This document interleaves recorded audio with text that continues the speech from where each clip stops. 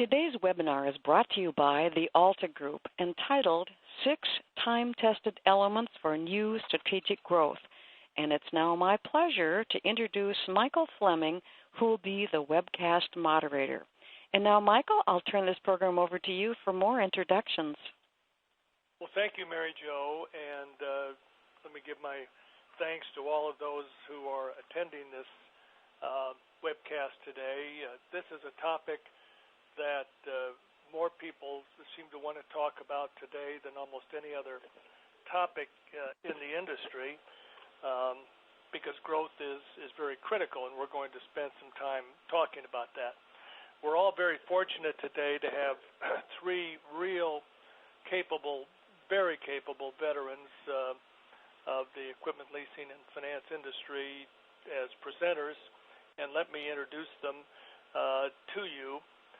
First of all is John Dean, who is the CEO of the Alta Group, and John will be speaking at some length about strategic planning strategies. Another veteran of the industry, Valerie Gerard, who is a managing director in management consulting for the Alta Group, and then Melissa Carter, a consultant with the Alta Group. And I'm looking forward to the presentations and certainly your questions, and it's our honor to be able to address this extremely important topic. And to kick it off, John, I'd like for you to take our participants through a brief description of growth strategy and what is growth strategy, because we all assume we know what growth strategy is, but I think with your presentation and comments to put everything in a perspective would be very important and helpful. Mike, thanks. Happy to do so. A significant part of the work that the Alta Group does is assisting clients in a number of ways with strategic direction. Sometimes that's focused on different, let me call it, subcategories. And the subcategory today is that of growth.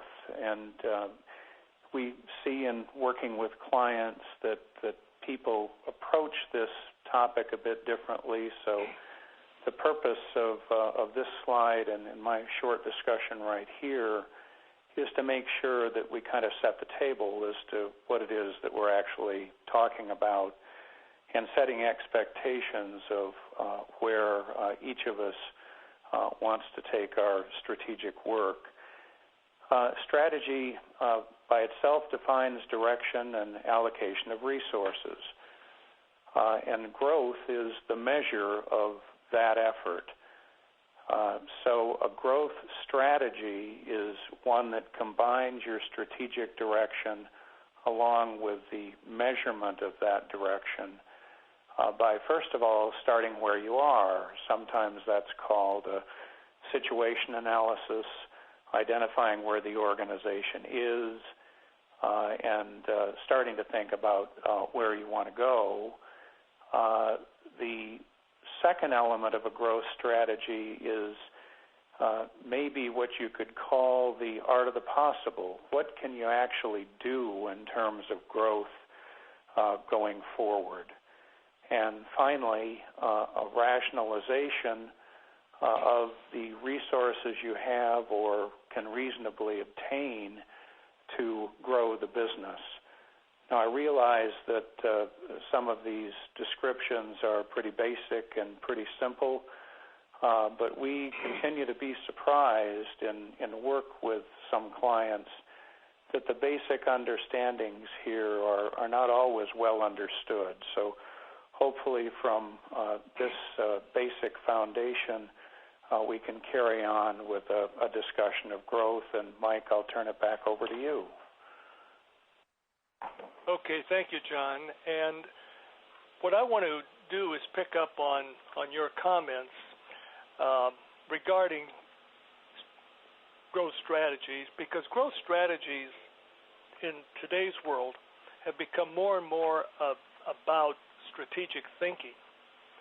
And of course, the strategy comes from the strategic thinking. And what we see in our work, and what we're seeing success with, is where the traditional model of strategic thinking about growth is changing, because, of course, the world is changing. And I want to put that in perspective using this chart. The traditional model of strategic planning and strategic thinking was very linear. Linear thinking guides strategic planning.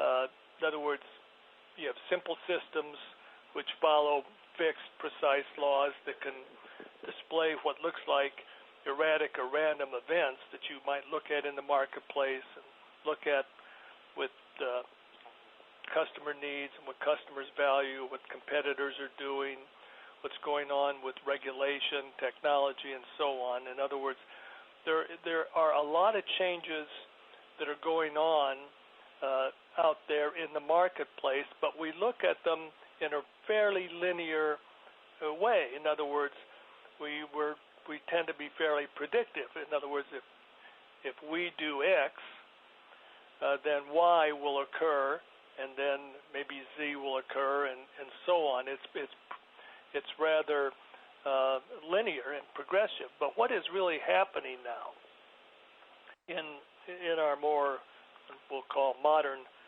world, where the more modern model of strategic thinking is coming along, is that dynamic thinking is guiding strategic planning, because, and this is a key word to underline, we're in a world of accelerating change.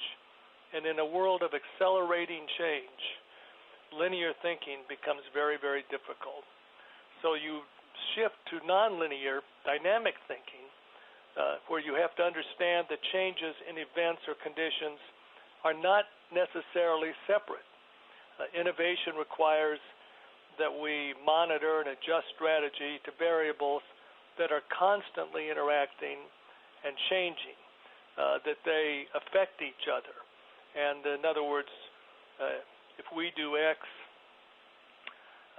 Y will probably occur, but Y may trigger A, and A may trigger F, and F may trigger M. And we need to, in our thinking and in our planning, account for that and how we are going to monitor that and how we're going to deal with it. And, of course, the big issue then in strategic planning and then in implementing the plan is, can the organization manage this? Can we not only think strategically and think in a dynamic way, but then can we implement and manage in that same dynamic way? Strategic thinking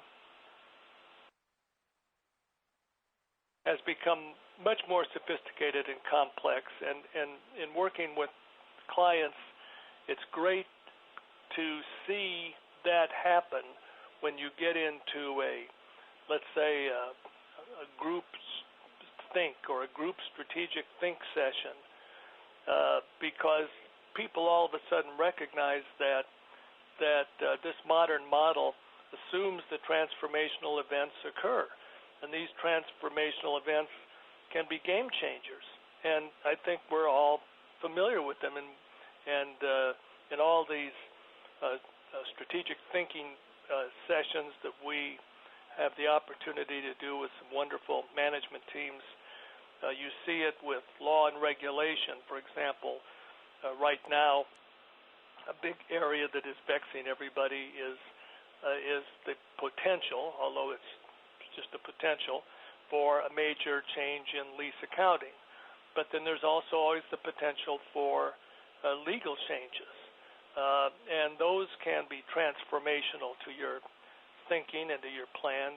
Technology has probably been as big an event that continually changes and therefore makes how companies think about their strategy and implement their strategy and how their business model is going to be affected. Just to take one example, and cloud computing, for example, has made some huge changes.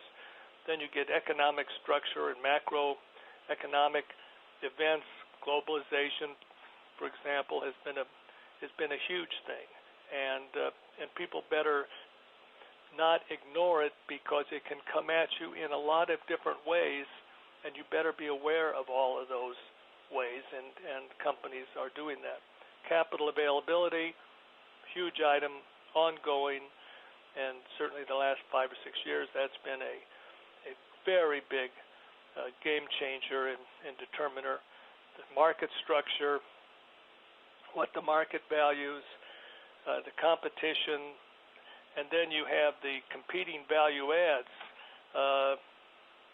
because you're basically, when you're out there competing, you're trying to sell based on creating a value add that says, do business with me, and my products will bring you more value benefit as opposed to the competition. So this becomes a very, very dynamic, ongoing acceleration of changes and events and conditions that strategic thinking and therefore the plan has to assume.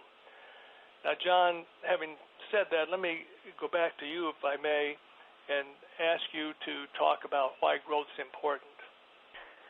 Mike, thanks. Happy to do that. Growth is important, I think, for some pretty basic reasons. It's the basis for either the life or death of an organization. And that sword can cut both ways. Poor growth can result in lack of acceptable returns, lack of acceptable performance within a larger organization. But on the other side of the equation, growth that is too fast or growth that is uncontrolled can result in the death of an organization in a different way. For all of those of us on the webinar of a certain age, we might remember the perfect storms that the Equipment Leasing Foundation sponsored and the Alta group authored more than a decade ago. One of the major takeaways from that study was that too rapid or uncontrolled growth was one of the biggest contributors to the departure from the industry of 9 out of the 10 companies that were studied. It's, of course, also an indicator of a successful organization if the growth is controlled. It creates a reputation for offering value to customers, channel partners, and other stakeholders. A comparison here, a way of looking at this perhaps outside of the industry, is how do we perceive service providers or organizations that we deal with as customers. Maybe Apple would be a good example. When Apple is growing by leaps and bounds, we think of them in a certain way that is positive, is innovative, is somebody that we want to do business with. Conversely, when we start reading the financial media stories about the decline of growth of companies, Apple being one that's been in the news recently, sometimes our perception of those vendors or those service providers start to change.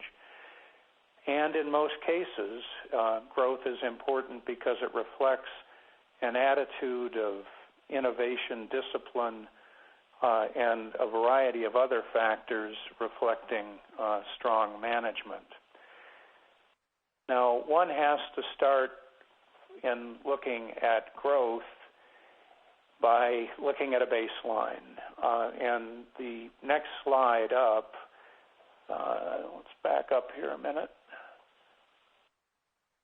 is the projected industry growth for the next 5 years. And this information contains actual industry data going back to 2006 through 2012, actual, and then a forecast for 2013 through 2016. And what this is showing is the total expected or actual investment in equipment and software, in other words, the size of our overall market. And then that would be in the green line. And then in the blue lines, the financing volume. And financing, we've adopted here the methodology of the ELFA, which is either leasing or installment financing. And then at the bar at the bottom, we also are showing financial penetration. In other words, the percentage of equipment or software acquired and how much of that is financed. And without going through this in great detail, what this is showing us is that we expect growth in our industry to be about 6% over the next 4 years, with the growth of this overall size of the market slightly higher than that of 7%. Now, why is this important? Well, it's important because it sets the stage. One of my favorite stories from the industry, going back to the perfect storms again, was an anecdote that we discussed at the preamble to that study, where a group of industry executives, leasing industry executives, were in a room talking about their growth expectations. And we had just had a presentation by a noted economist who suggested that the growth of the U.S. economy and the growth of total investment in equipment and software would be in the neighborhood of about 7 or 8%, slightly higher than what we're looking at here. And the moderator in that meeting then turned to the audience, which was roughly 50 people, all senior officers of leasing companies, and went through a process of asking everyone in the room to raise their hand as to whether they were expecting their company to grow flat from 0 to 5%, 5 to 10%, or over 10%. Everybody in the room raised their hand at the over 10% level. Now, this may have been a great example of a liar's club, but I think it reflected a group of people that were not looking strategically at the environment or the baseline they were working for or in. So here we have a baseline. We spend time with clients talking about this a lot, that you have to be dealing in the art of the reasonable when looking at strategic growth. Next, let's talk a bit about innovation. The leasing industry has an interesting view of itself in considering innovation. The Alta Group sponsors an industry summit every year, and this last year the umbrella topic was innovation. And during that 2-day activity, we asked the audience, again, a group here of about 25 senior executives, to rate the leasing industry for its level of innovation, not grading on the curve, not compared to some other industry, but to compare our innovation to what we think the appropriate standard should be. And the answer to that was, on a scale of 1 to 10, the rating was about 5. So from that group, at least, the answer is, our industry innovative, was kind of lukewarm, not so much. And why is that critical? Well, it's critical because if we're not innovative as individual companies, then the major driver for the growth of our business into the future is going to be either the mistakes of our competitors or the general growth of the economy. The impact of innovation on future growth of our clients has been remarkable, and it is a key factor in looking at the strategy of growth. So with those comments, I'd like to pass this on, I think, to Valerie. Thanks, Don. Well, we've been talking a lot about growth, and I think it's important now to turn our attention to what choices management can make in pursuing its own growth ambitions. And this chart may be a little academic, bear with me, but I think it serves as a good roadmap for the choices that one can make. So this pyramid slide at the top starts with growth objectives, and as everyone knows, typically these are established by either the board or a CEO. And these objectives can be specific targets like asset size or market capitalization, or perhaps they're particular metrics such as ROE or rate of growth. Now, before building a detailed plan, the first question a good, dynamic, strategic planning function will ask is, how do we get there? And as we all know from our own experiences, there are two fundamental choices as depicted by the middle of this pyramid section. We can grow organically or grow by other means. Now, with organic growth, it's usually more of the same, grow the core business. Perhaps there's a lot of headroom to grow, so designing that roadmap could be pretty straightforward. But when competition does move in, eventually growth is harder to come by, and you're going to be focused on taking market share from others, maybe based on price, maybe based on enhanced service levels or something else. Now, once the organic growth horizon narrows, the next choice clearly is to buy growth. Perhaps that means some portfolio purchases or some small tuck-in acquisitions in core markets. But eventually, you're going to start buying new capabilities and entering completely new markets. Now, straddled in between these two options, this is at the bottom slice in the middle, is a third option that's often overlooked, and that's adjacent markets. It's a hybrid choice that marries an existing product or competency in your core market with a brand new but closely related market. And later in this webcast, I'll dimension adjacent markets more closely. But suffice it to say, a solid growth strategy will examine and be built around these three choices. So the next question becomes, what can I do? What tools must my strategic planning function have in order to be successful planning for growth? Now, in Alta's experience, there are 6 reality-based and time-tested principles that ensure successful and sustainable growth. And they're fairly universal. So let me quickly review these 6 principles. The first is leadership readiness, having a dedicated group of executives that are ready to lead the growth charge. Second, market and customer knowledge. That's possessing a deep understanding of your markets and your customers. Third is success factors, identifying the critical elements or steps needed to achieve growth based on your unique value proposition. 4, best practices. That's implementing practices that are proven to achieve similar objectives, even if those examples come from outside the leasing industry. 5, realistic timetables. Climbing Mount Kilimanjaro is not going to happen overnight. You need to establish an achievable time frame to realize your growth objectives. And finally, HR capabilities and resources. That means having the vision and tools in place to achieve the growth plans. Now, some of these principles may be more important than others in your own organization, and that's going to completely be a function of your market and your overall growth objectives. Nevertheless, executive leadership must understand each of these principles in order to create long-term sustainable growth. So why don't we look a little bit more closely at leadership readiness.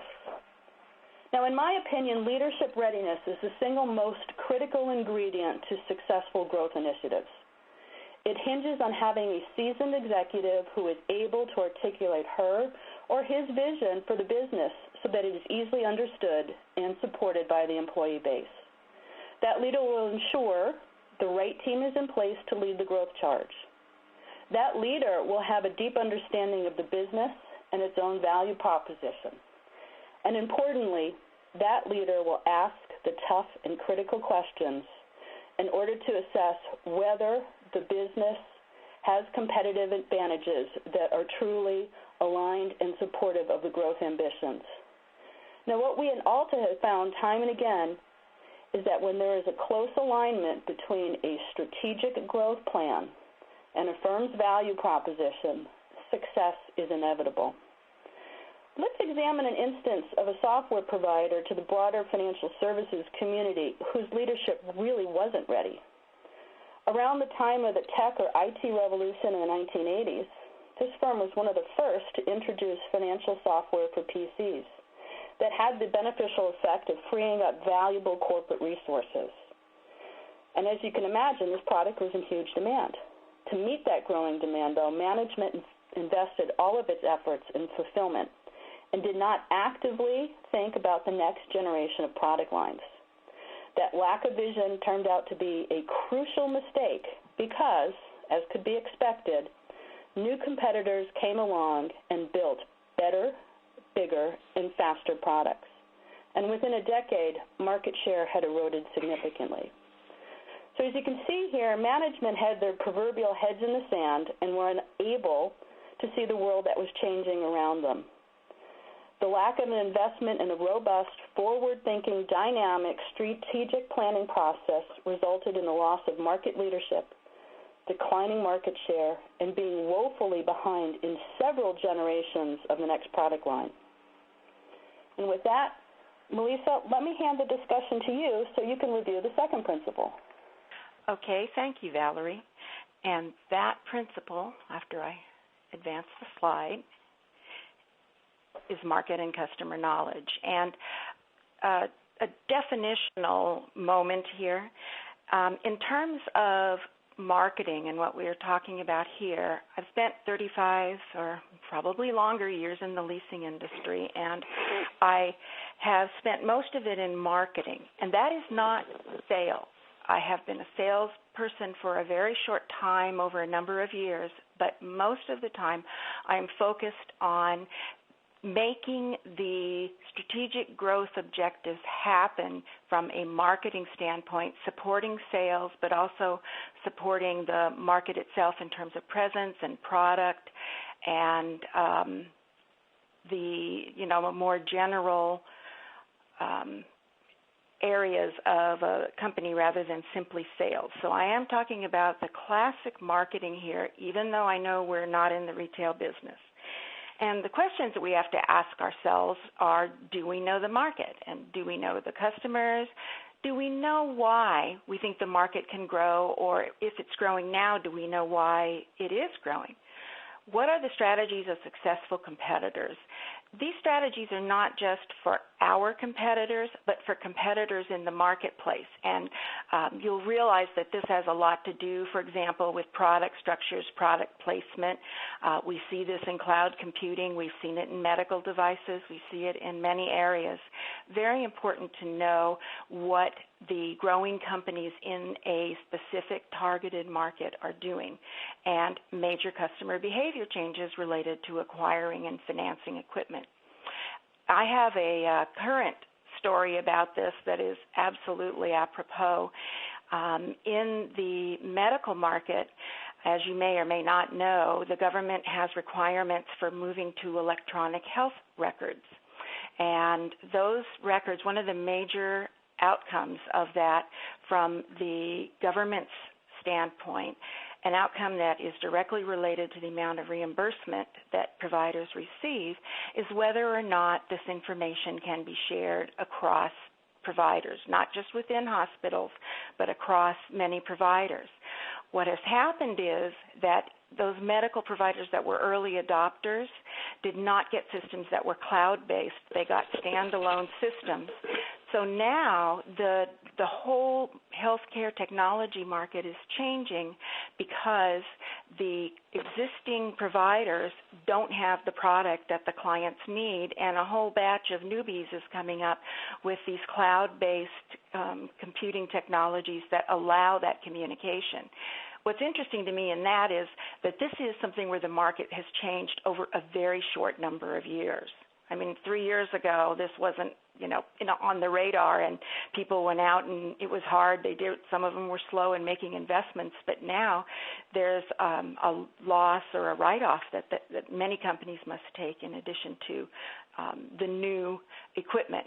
That is an opportunity for a lessor.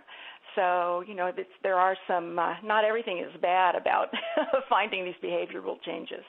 The other question we have to ask is, do we know ourselves? And, where has our growth come from? One of the things that has been mentioned by all the previous speakers is what I call goal congruity. And that is, do we have a good idea of who we are and what our business is? One of the things that I think is most interesting about asking ourselves this question is that you should not assume that you know your company and you know your business. You should be able to prove it. And that is the source of true knowledge rather than just assumptions. And an excellent way to get a really good look at the business and really know it is to take a holistic view. The business is not just the sales and the marketing and the senior executives' perceptions, but there are legal, customer service, collections, risk management, many different viewpoints of one market.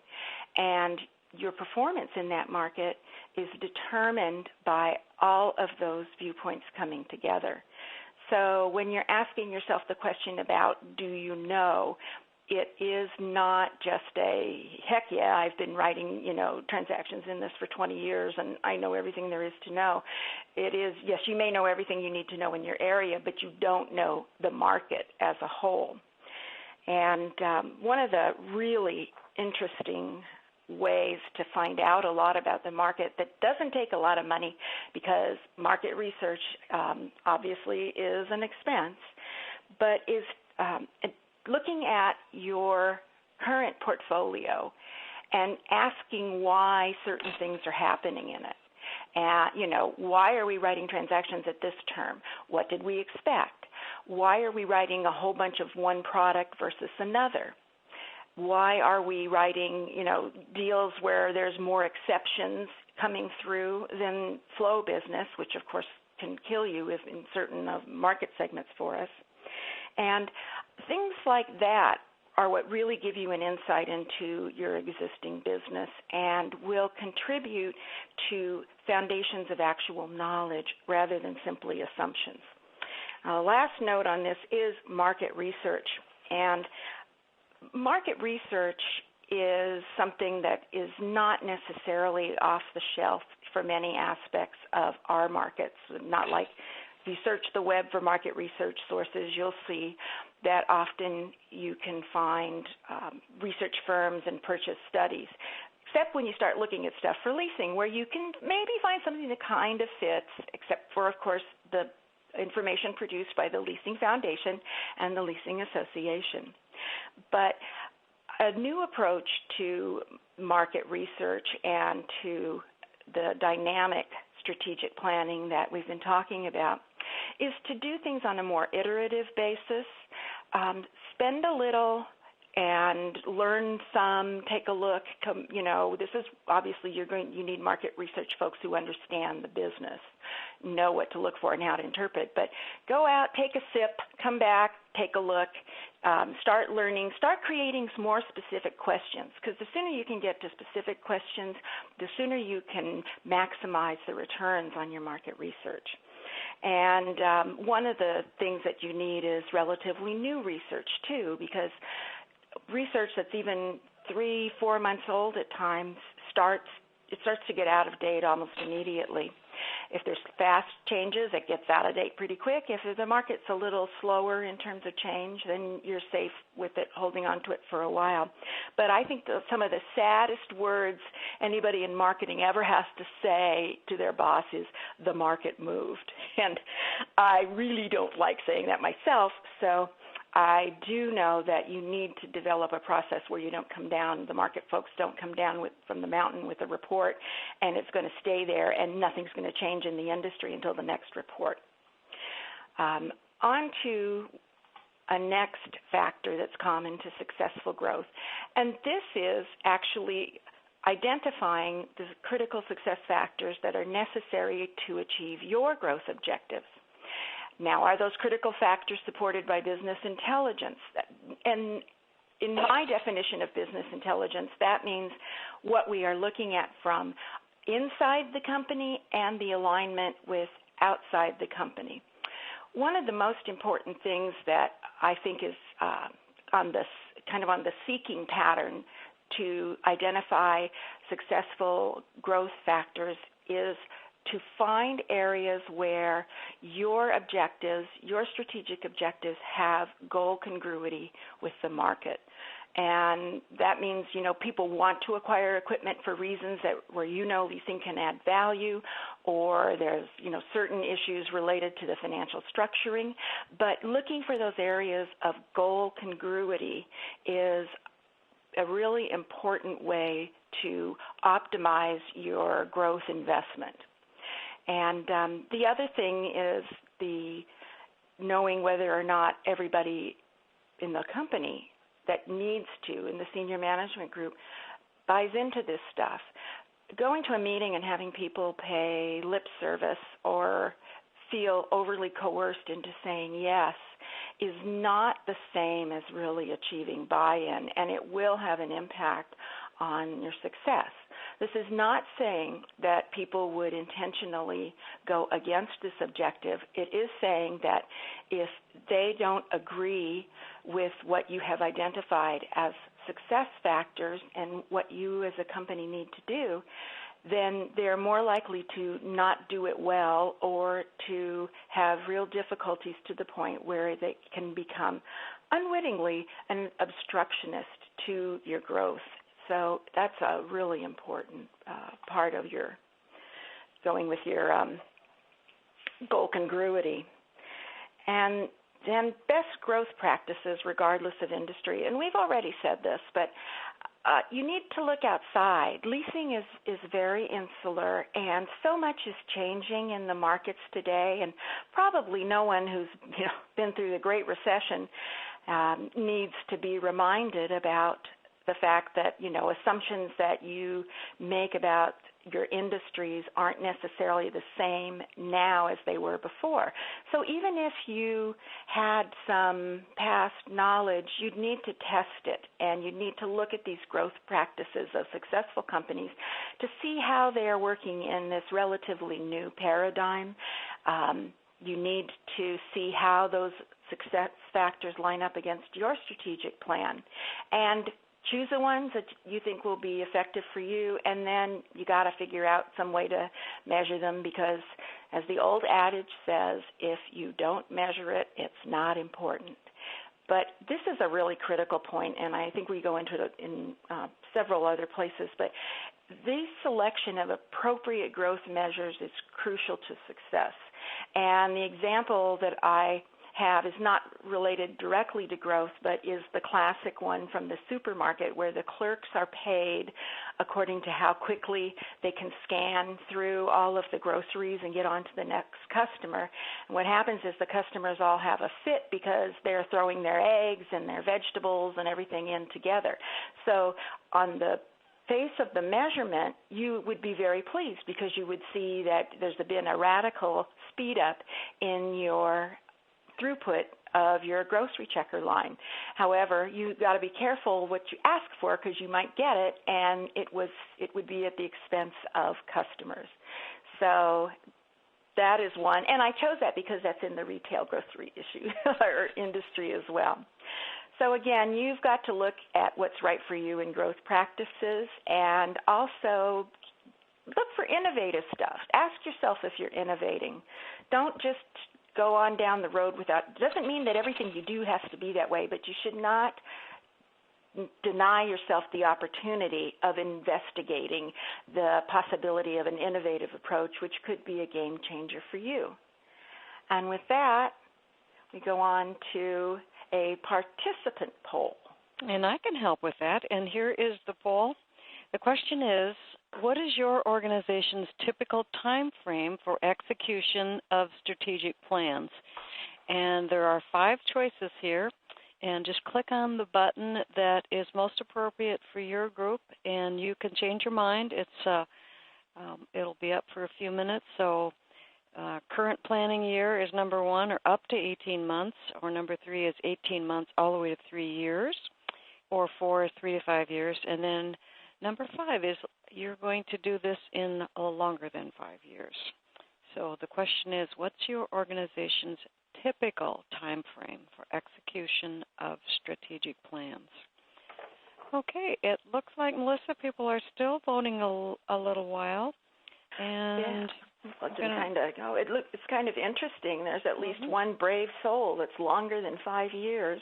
So let me leave it up for a little while longer. And it looks like everybody's had a chance to vote. So still voting. So now I'm going to stop the poll and share the results with you and the audience. Okay. And John, I think you're going to comment on views on a reasonable time frame for execution. I know what we see here is maybe what we expected to see, 18 months to 3 years, but a lot of stuff in the current planning year. Melissa, thank you. This is a great opportunity to go back to a point that Mike made a little bit earlier, which is that a strategic planning process or a growth strategic planning process should be a function of the individual company. And as one looks at the span of types of companies that are in our industry, they range from bank affiliates to independent companies to captive organizations, and in some cases to service providers. And the nature of those businesses will drive where in this continuum of time frame one should be. I'll overstate this just a little bit to make the point. It is more difficult, in my opinion and experience, both as a practitioner and as a consultant, for bank-affiliated leasing companies to look out past maybe 2 years. The challenge for them is that they are more likely to be viewed as a product area within the bank as opposed to a business. And the influence on products is a much shorter time frame. Independent leasing companies, on the other hand, are more likely to have ongoing visions of where they want to take the business and will look much longer down a time continuum. Manufacturer captives, their world, their environment will change driven by the parent company, but again, their strategic timeline or growth timeline tends to be a bit longer, a bit more like an independent company. We don't have it up on the screen any longer, but I was interested in the number of answers that came in at less than 12 months or, say, a 1-year time frame. One of the classic issues with looking at strategic growth plans is what I will call a common mistake. And the common mistake is to confuse strategic issues with execution issues. An anecdote, a number of years ago, we were working with a bank-affiliated leasing company, now gone, by the way, acquired through a series of acquisitions, that its vision of a time frame, appropriate time frame for strategic growth was 1 year. And as we worked through the process, there were basically pretty good hints that their attitude was that way. One is that they set aside a whole half day for an off-site for their management team to talk about it. Difficult to accomplish much in a half a day.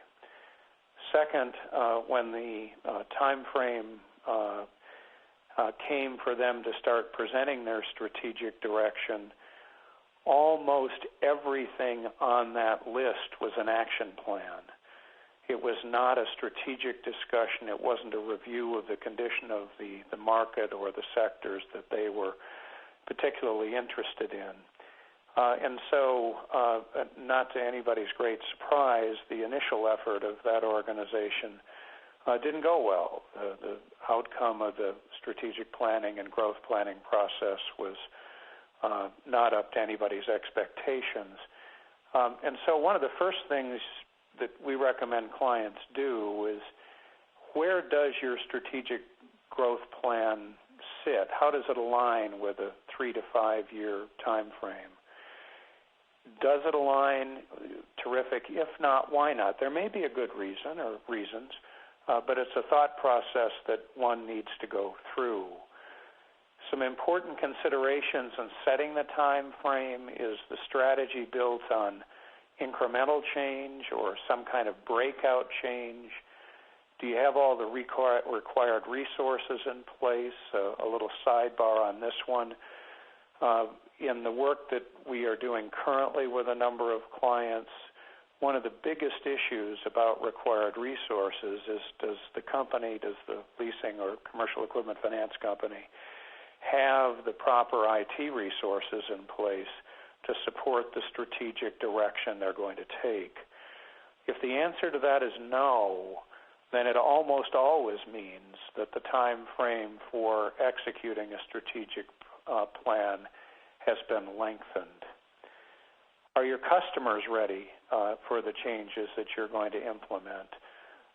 This is certainly one of the classic questions, the tipping point kind of issue of, are you setting up a capacity that the customers that the market will move to or not? And above all, will the customers value the changes? One of the other elements important in looking at reasonable timing, but in perhaps a different way, is, do you have the human resource capabilities, authorities, and responsibilities to move forward with your strategic growth? And here our anecdotal example is a captive finance company. Large captive, doing very well in the market, internationally based.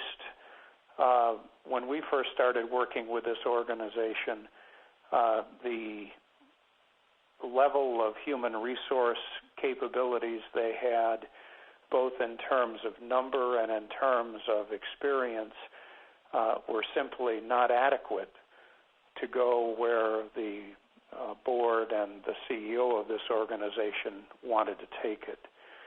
And of equal importance, and Melissa referred to this a bit earlier, not all of the people in management positions either understood or supported the strategic direction that the executive wanted to take. In the intervening several years since we started working with this organization, there have been dramatic changes, both in terms of some personnel changes, but mostly in having the chief executive really form a cohesive team that, when you now sit down with them and talk about where are they trying to take the business, not only do they know where they want to take the business and mostly agree with the strategies and tactics that are being used, but the parent company understands that same direction. And the transformation has been remarkable. So there are examples where people can be successful and make changes in the overall strategic growth in a very dramatic way. Finally, another way of looking at the subject of human resource capabilities, success does not depend on leadership alone. You really have to have those supporting functions and information and knowledge to get the job done. We've talked about these before: customer and market analysis, design of technology solutions, analysis of performance standards, and any capabilities that will contribute to plan achievement.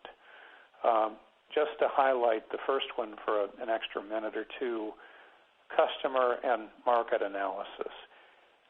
In the work that we have done with our clients over more than 20 years now in terms of growth and strategic development, this is mostly the area where clients have not been at the development stage that we would have expected.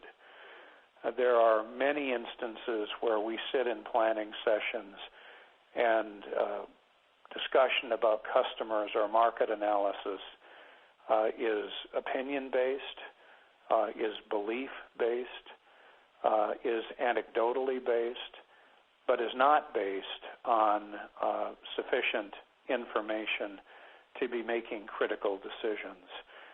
If an organization is going to base its strategic direction on one or two or three market segments, it is absolutely critical that those market segments be fully understood. And that, as I've indicated, is not often the case.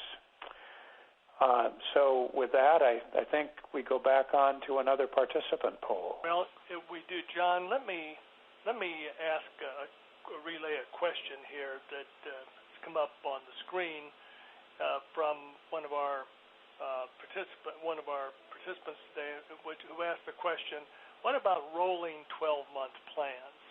And I'm assuming that by rolling plan he means kind of evolving, ever-changing, and so on. He says, how does that fit into the strategic plan? Well, Mike, let me respond to that first. And let me break it into segments. If what you mean is your financial plan, and are you rolling that forward every 12 months, then sure, we see that as a common occurrence, or even done more frequently on a quarterly basis. But one of the standards that we would suggest you consider is that strategy, real strategy, should be something that doesn't change very often. A guideline, if you had, let's say, 5 major strategic initiatives, is that not more than 2 of those should change every 3 years or so. No black line here, but just as a rough guide. So if you had a situation where your strategic growth plan was evolving and rolling forward every 12 months, and you were seeing much greater changes in your strategic direction, then I would suggest that that's a negative. But if by rolling forward you mean I'm staying with my basic strategies and I'm fine-tuning my direction and my execution, I would see those as a positive approach. Okay. Thank you very much. And now we're ready to move on to our continuing the poll here. All right, and this poll is going to have 2 parts. So here is the first poll, and the question is, how many of today's participants have active strategic plans which contain a material emphasis on organic growth? So are you doing this? Do you have a material emphasis on organic growth? Yes, no, or you don't know? And we'll leave it up here for just a few moments. So it's a good question. So we're focusing on how many of you have active strategic plans which contain a materials emphasis on organic growth. So with that, I'm going to stop the poll and share the results with you and the audience. And this is Melissa, and organic growth will be the next topic up. And in fact, I see that we have a majority do have at least some portion of their strategic plan, including organic growth. That's interesting, and I think in this challenging time, not surprising at all. All right, so let me close this one and bring up the second part of this question, and that is, so for those of you who have utilized an organic growth strategy in the past, how would you rate your success on a scale of 1 to 8, with 8 being high?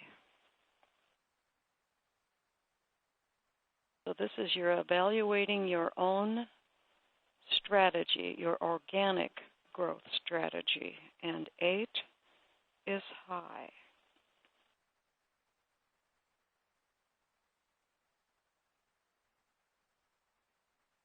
So Melissa, I think I'll leave it up for just a little while longer. I think there's some that are still pondering.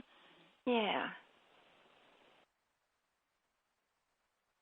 And as soon as we see everybody's had a good chance to give us some input. All right, so now I'm going to stop the poll and share the results, Melissa, with you and the audience. Yeah, and I would say from what I see in these results is that people are generally pleased with their organic growth strategies, and some people are very pleased, which is great to see, and that there might be room for tweaks as opposed to, overall mega improvements. And so I hope I can deliver some insights that will provide some of those little, the additive ideas you can put together for making organic growth work for you, and also a few of the pitfalls to avoid. All right, so I shall close the poll now. And I'll go to organic growth. Okay. And, the main reason that companies adopt organic growth generally is because you should have a faster and more efficient time to market. And this is a really important thing. You're already doing some variation of that business, and so you can write more, and you can have the volume show up because you don't have to be building all the relationships and all within a relatively short time. But this, going back to some of John's earlier comments, organic growth works at its optimal best when you really understand the markets and the customers and the competitors, and when you really know why you're successful. And one of the things that you have to think about organic growth in is that you're growing a portfolio. You're changing the metrics of the business that you write. It is not normally something where you just ramp up more of the same identical business. If you want to get share of wallet, you need to change some things, but you need to change them carefully. And I always think about it as it can be kind of a wild animal. It's cute and furry and small, and you really like it. And then it starts growing bigger, and pretty soon it's kind of doing things you weren't expecting, and you're looking for some zoo to contain it. So I think that's the downside of organic growth. Obviously, the good side is fast to market and very efficient. So what do you need to do to make this work? Well, I think the first thing to do is to take a look at what you know about the market, what you think you know versus what you really know. Take a close look at your portfolio, and I think I mentioned that earlier as well. But things from a marketing and strategic perspective that you're looking for in your portfolio are the reasons why it looks the way it does. And again, we go back, why are the terms? Why the residuals? Are there a lot of lease negotiations in this? things that I have seen happen in the past are that all of a sudden a market, you start writing a whole bunch of volume in a market in one particular product, First Amendment, say, or whatever, but some product. Go in and take a look at it, and sadly in that case what had happened is that the sales force had discovered a loop in our compensation plan. And we, that was not the incentive that we wanted to grow the business in that segment. We were all initially excited about how great it was going until we discovered that. And then we realized we had to kind of ratchet it down and, look for something, look for a more effective structure of product that would not only make the sales force satisfied, but obviously meet our portfolio performance objectives.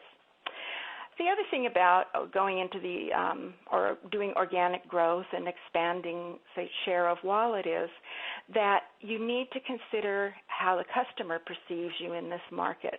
Do they know you? Do you have brand awareness? Have you been kind of a low-key, quiet player?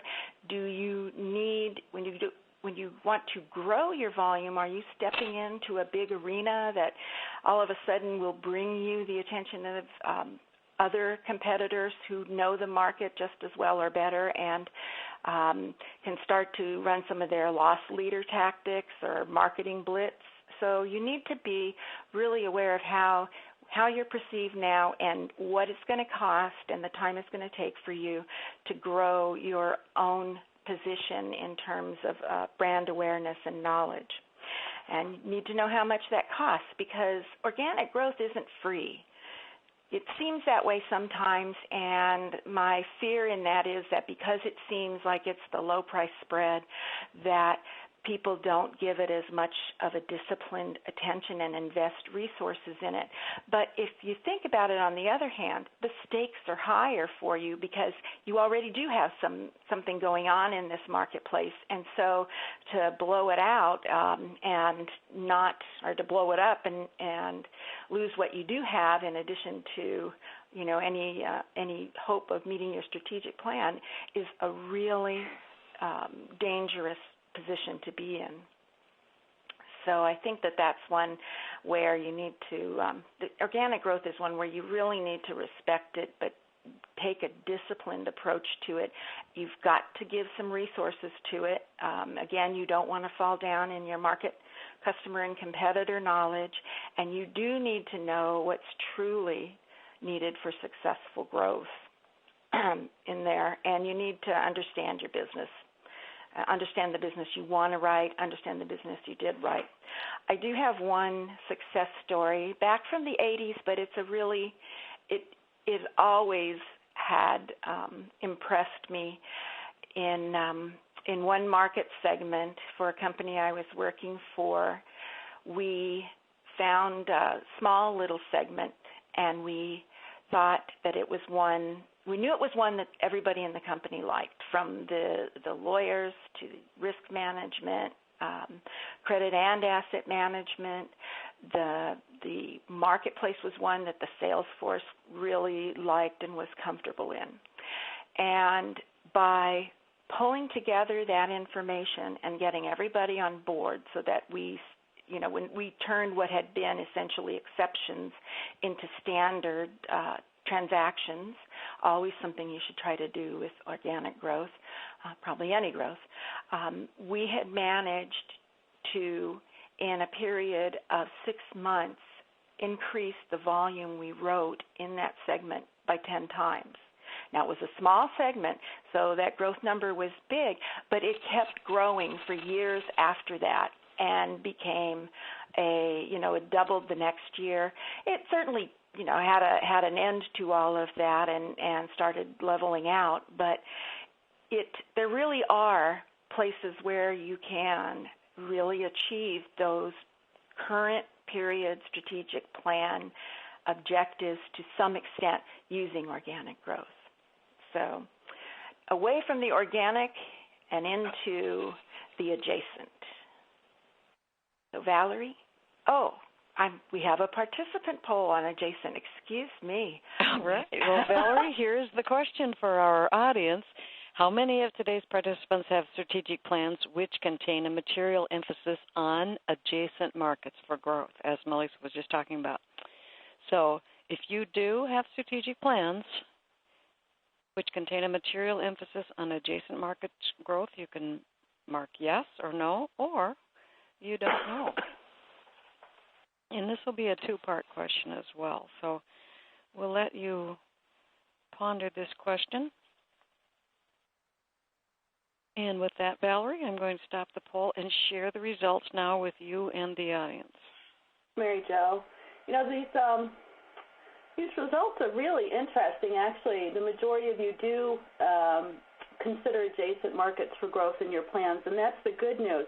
But let me give you a little insight here. Did you know that the average company succeeds just 25% of the time when launching their adjacent market initiatives?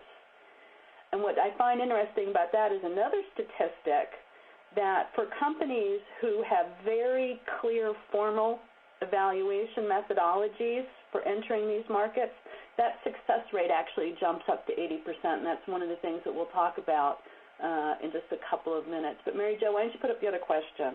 All right. Let me get that one up here. All right. So this is for those of you who have utilized. There's an error in this question. It says organic growth, but we are talking about adjacent growth.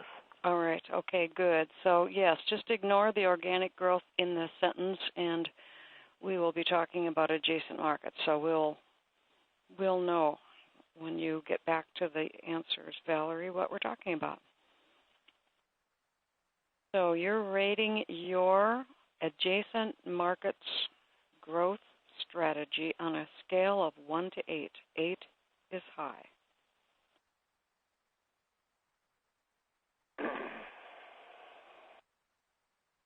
All right. Okay.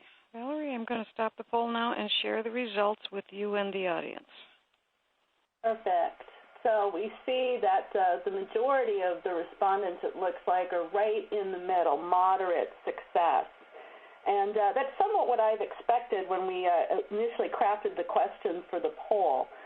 For those of you who feel like it's a moderate success rate, I think you're probably asking yourself, well, what can I do to make it better? For those of you who aren't considering adjacent market entry today, but would like to, again, I think it's the same question. You know, what can I do to make this an effective market entry strategy? And we will kind of go into the next part of the presentation where I'm hoping to give you some insights on how you can use these strategies for yourself.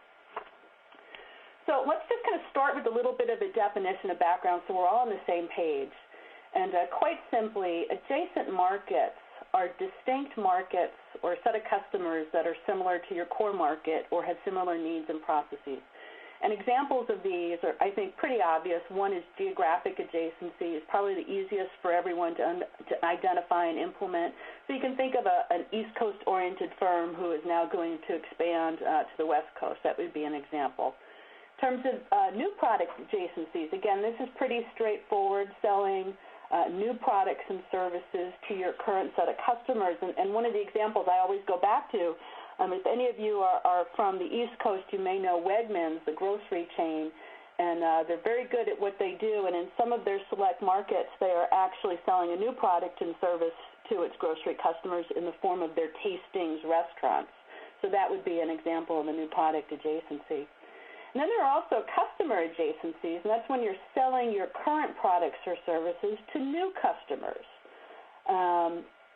So I think one of the things that comes to mind with this is when you are, let's say, Starbucks, as an example, you know, they're selling coffee additionally in their coffee shops, but over time they get put into Safeway's grocery stores. They may be placed in here in Canada in a Chapters bookstores. It may be Borders in the U.S. So there's an example there. So when do adjacent market entry, when does it work best? And I tell you, it's the best way to look at growth when your existing markets are challenged Or maybe there's some kind of mandate coming from the top of the house that says you got to diversify the business. So let me give you 4 areas when I think it's the most appropriate for a business. So 1, in a mature, declining market. 2, when you're the market leader but you don't have a lot of headroom for growth. 3, if you're facing some pretty entrenched competition. And lastly, when you're too narrowly focused and must diversify the business. So, why do you look at adjacent markets? Well, simply put, the majority of companies that have experienced sustained and profitable growth did so by expanding their core business into adjacent markets, and we have continued to see that in our practice. So at first glance, this may seem like it's a pretty simple exercise, but in reality, identifying potential adjacencies aren't so easy. And we have found in our practice many a times that in the strategic planning process, and John, I think, gave an example of this, companies often think that brainstorming with their executives in a room and maybe bringing in a couple of subject matter experts in a particular product type is going to help you find brand new markets. But there's a problem with that approach. When you brainstorm inside your company, what you're doing is you're bringing years and years of bias into that brainstorming session. So how successful are you really going to be? So in order for you to successfully evaluate adjacent market opportunities, there are a couple of things you can do. Melissa had actually mentioned the importance of having multiple points of view in order to get a holistic view of the marketplace, and I absolutely agree with that. You need to have a multidisciplinary team that is dedicated to regularly reviewing adjacent market opportunities, bringing all those different perspectives to bear.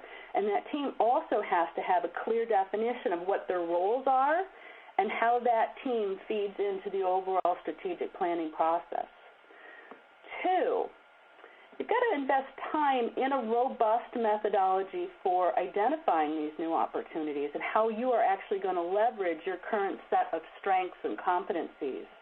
Now, there are no real tools to do this, and I got to tell you, our clients have actually found it very beneficial if they can actually have a process that's repeatable and it benefits from the success of other models that other companies have put into bear, and I think that's one of the things that we could help you with here at Alta.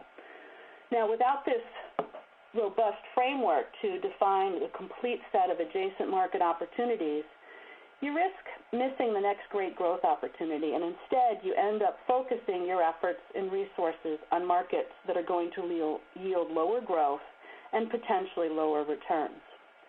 3, we've already talked about the need to have a clear definition of your current market. I'm not going to go into that anymore. One tip I would give you, and I think Melissa echoed this, reach inside your company and directly to your customers for feedback, like voice of the customer type surveys. You might actually be surprised at some of the learnings, and it may actually challenge some of your long-held corporate beliefs. 4, ensure that your process routinely considers multiple adjacent scenarios. And here are 3 questions that I would always make sure I would ask. 1, given the existing set of products, what new customers can we serve? 2, giving the existing customers, what new products can we offer? And 3, giving existing products and customers, what new geographies can we tap? And lastly, number 5, I want to challenge you to think about how you think about your current process and products. Is there any underlying technology or competency that you may have that could be applicable in an adjacent market on its own?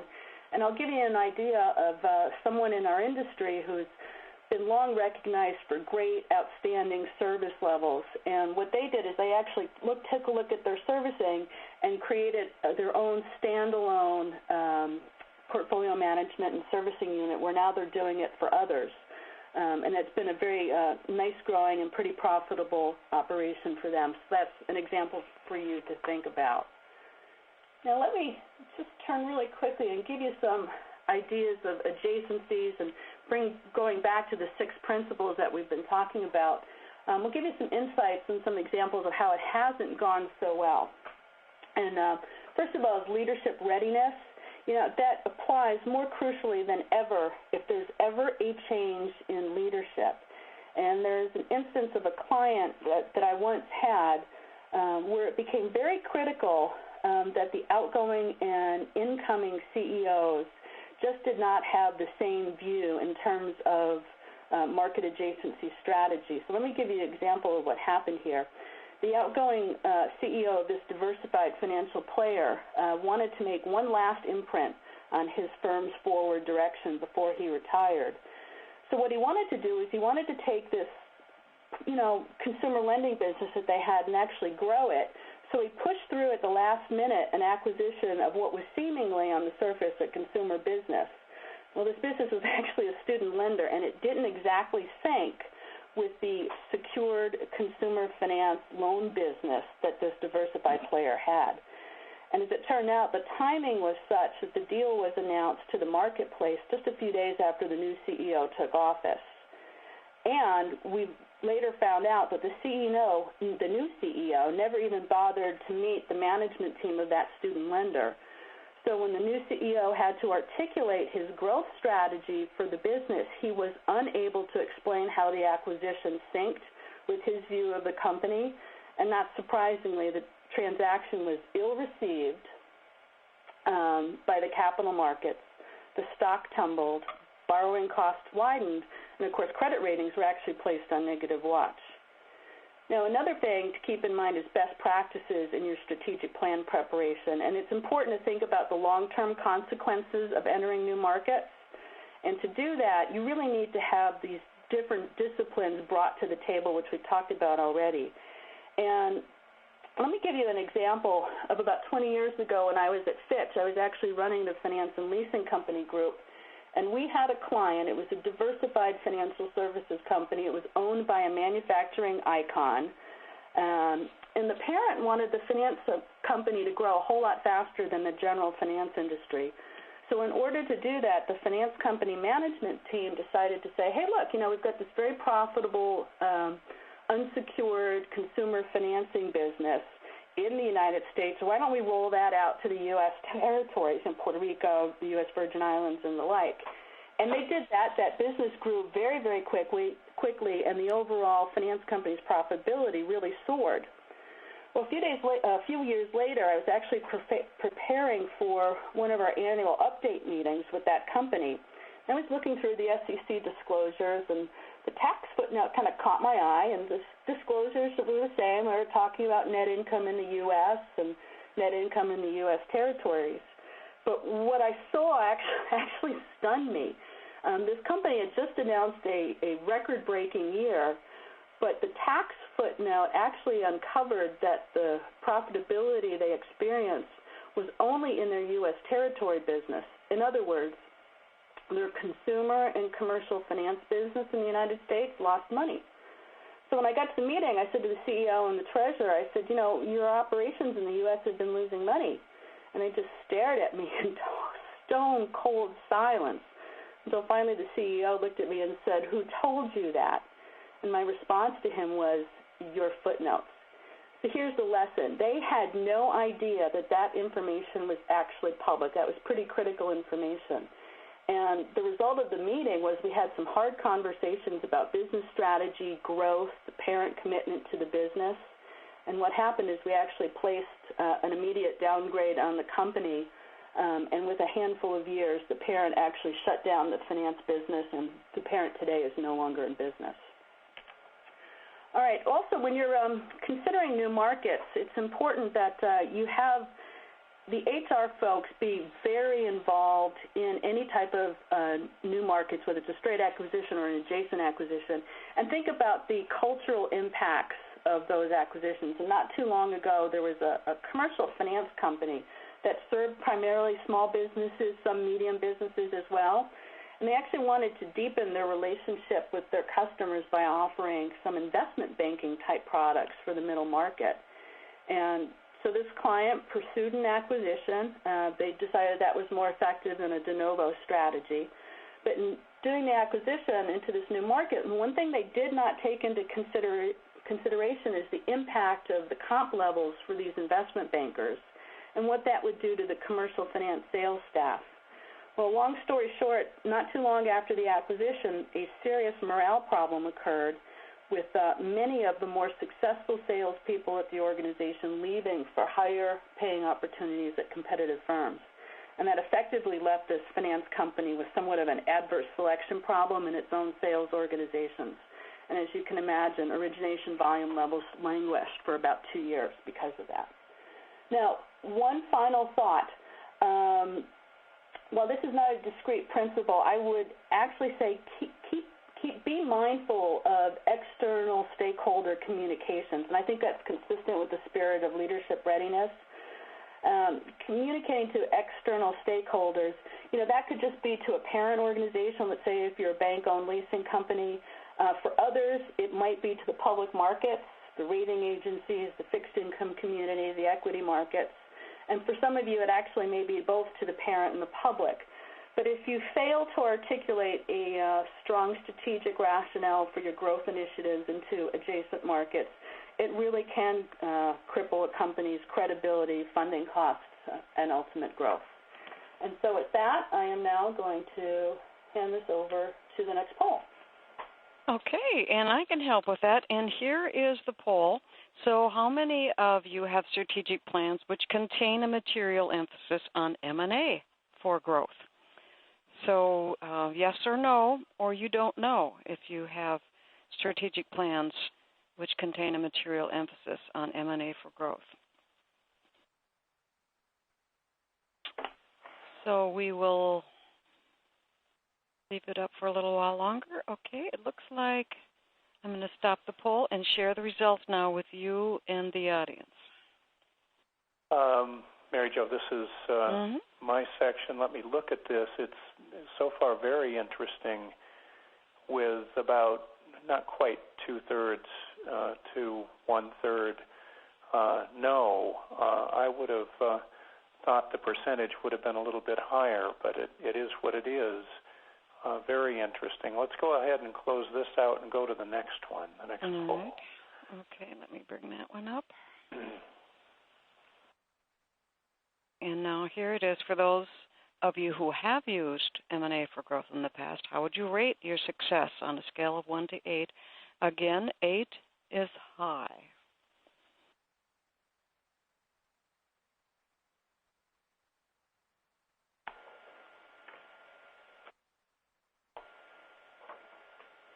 Okay, so this is on who has used M&A for growth in the past and how you rate it.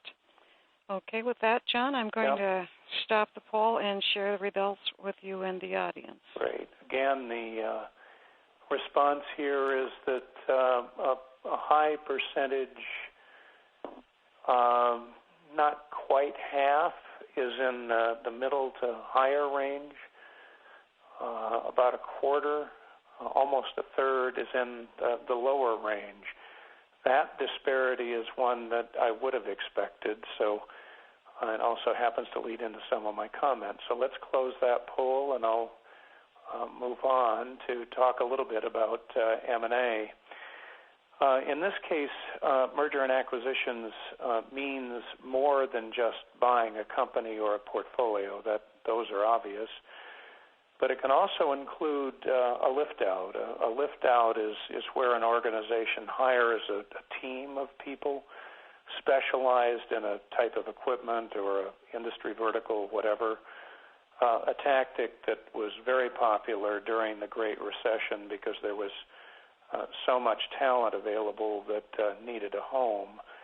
It can also include de novo, a vertical startup, so getting started in a new business area, maybe trucks or computers, whatever is new to you, based on the strength of one franchise player. Critical aspects of the 6 elements, let me condense this perhaps in a slightly different way. Successful acquisitions are very hard work and often not successful in our industry. That's why I thought the percentage in the poll was supportive. It always involves introducing a foreign body into an organization, often most focused on maintaining the status quo. A bolt-on approach to acquisitions almost never works for very long. Acquisitions must be an integrated part of the overall growth planning process. Another very important consideration is the acquisition process, especially in traditional buy-side M&A, is often run by a third party. Think of an investment banker, and is strongly influenced by market conditions.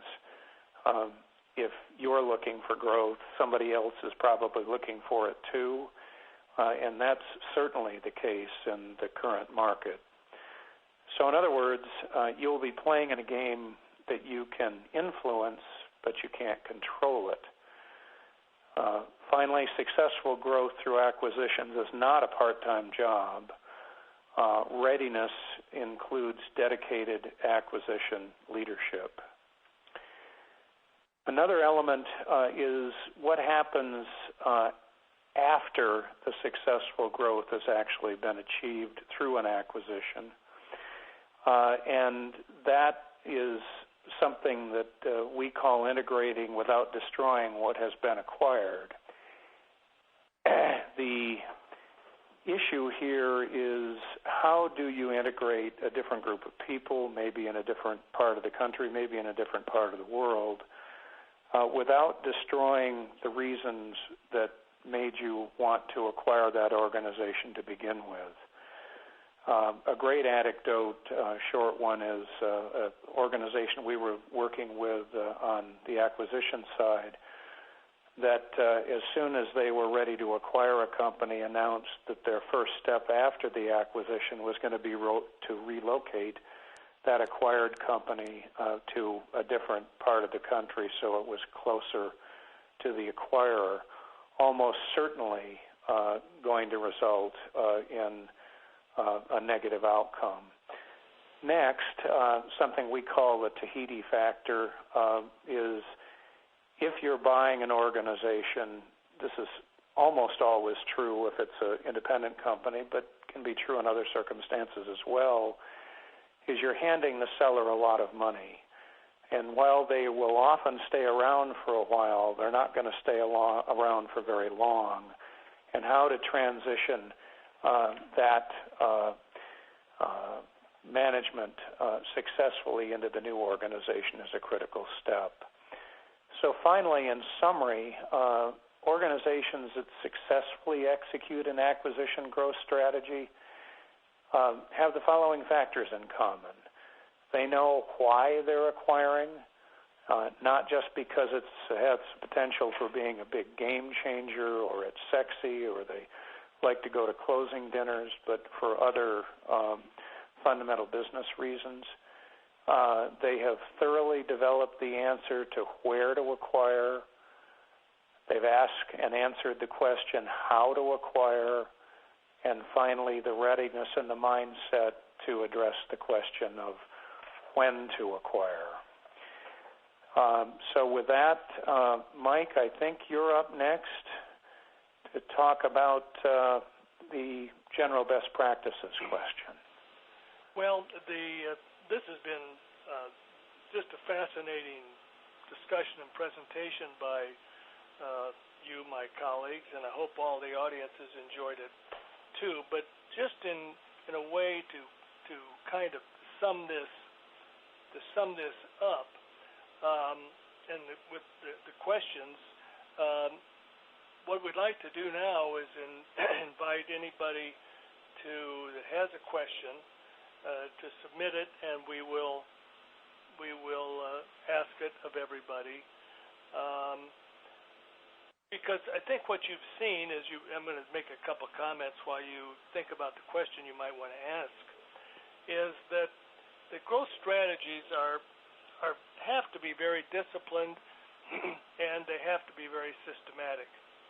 And as a couple of my colleagues visited, I couldn't help but think of how or finding ways to overcome what I'm going to call insular analysis. In other words, if you're getting ready to do organic growth, how do you deal with the tension between maybe your value proposition that you've always offered to your customers is going to be changing. And so you're doing organic growth and you're wanting to do more with your existing customers. And how do you work that with your maybe a new value proposition? How do you deal with that tension? Can you degrade what was your value proposition as you implement a new one, and what is the risk of that? That also could be true. I think, John, you spoke to that with the M&A growth strategy, and it also becomes a problem if you're going to diversify and move into a whole new area. How do you deal with all of a sudden the company now having multiple value propositions because the customers and maybe the assets and so on and the economic sector you're going into is changing? So it's making sure that you can handle and deal with a kind of a transformational event, in effect, which is you had a particular value proposition, and how do you make sure you don't lose that value proposition for the people or the customers for whom it worked, at the same time as you are rolling out a new value proposition. So I can't help but think that this is the kind of stuff that is not easy, and it takes tremendously discipline and systematic thinking. Now, Mary Jo, how are we doing with any questions from our audience? Well, we have the one, and I know Melissa wanted to give a short answer, and then we'll be finished. So the one, Melissa, let's go to you for that one question. I'm between these guys and hanging up, so I will be quick. But I got a really good question, which was I made the comment about changing the exception deals into standard deals, and one of the attendees asked me how that was done. And my short and somewhat flippant, but not really, answer is you put on your Kevlar vest and your combat helmet, and you go in and you meet with the departments that need to change some of their stuff if you're going to achieve the goal congruity. That can be typically legal, maybe operations, risk management, but the one thing that I have always started with is goal congruity. Everybody has to agree that they will support growth in the company and the strategic plan. They need to understand it, at least the people at this level that you're dealing with. You go in saying, we are not enemies, we have the same business objective, but how can you get there? The next thing is before you start sort of this negotiation process, you need to know what your bottom line is. In other words, how far can you compromise and still have a product that the sales force can sell and feels like they can achieve the volume with. So you need to sort of know your bottom line. And it might not be the sales force. It might be another area of the pricing group or something like that with terms and all. But you need to know the minimum that you need in order for this market entry to be successful in terms of having simpler transactions. Then what you start doing is the negotiations and the compromise. You may have to do some specific research and not a little persuading.